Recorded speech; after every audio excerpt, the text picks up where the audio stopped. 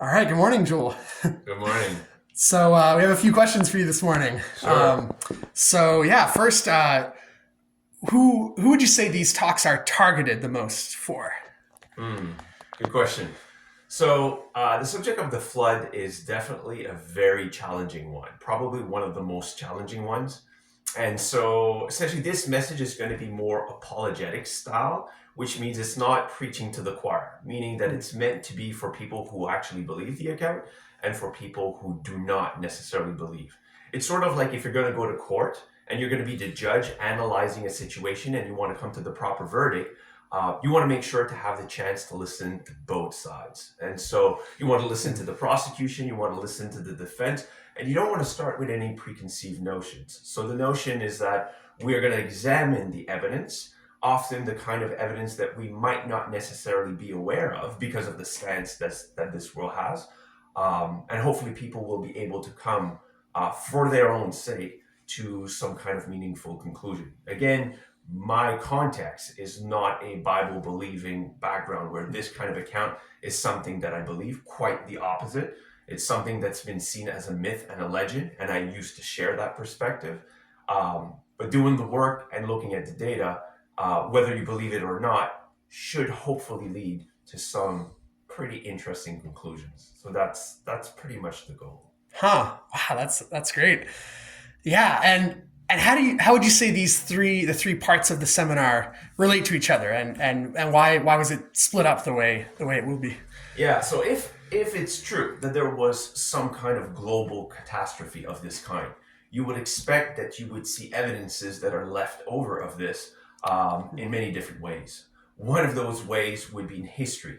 And so the first part of the seminar is essentially going to be looking back into the history of the most ancient people, the most ancient nations, and to examine is there evidence of such a catastrophe according to their record, and also how does it compare with the biblical account. So that's essentially the first part. The second part is, well, we live in a material world, so looking at inanimate matter. So if there was a global catastrophe, you would expect once again that you would find evidences that are left behind from such a global catastrophe in the physical world. So that's essentially notions of geology and things associated to it.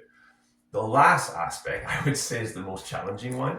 And I would also say probably the most intriguing and fascinating one is, well, we live in a world that just doesn't just involve inanimate matter, but also animate matter, which is life.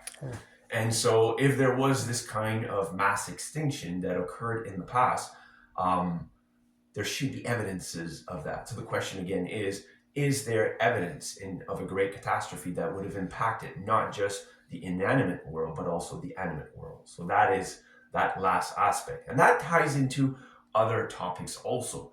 For example, hominid history, the history of human evolution. How do we make sense of that in terms of this catastrophe?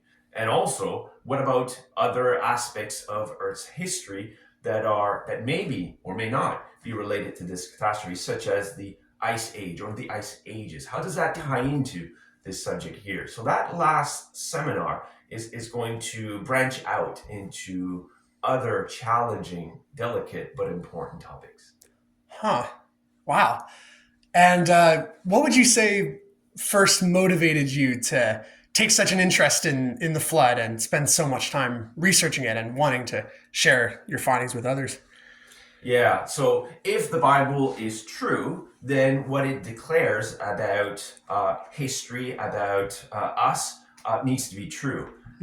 There's obviously many different interpretations that exist, and the goal of this presentation is not to enforce one specific interpretation, but it's essentially examining what the account says, and if this is God's revelation, then it speaks truth in some way, and that truth should be manifest in all the different realms of human reality. As I said, whether it is history, paleontology, or geology. So my interest was that if this is God's word, if this is true, how do I deal with this most challenging topic?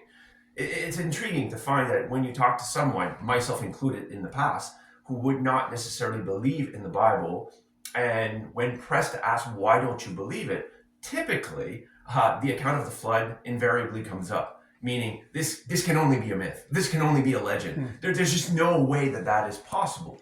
Well, I understand the challenge because that challenge was mine.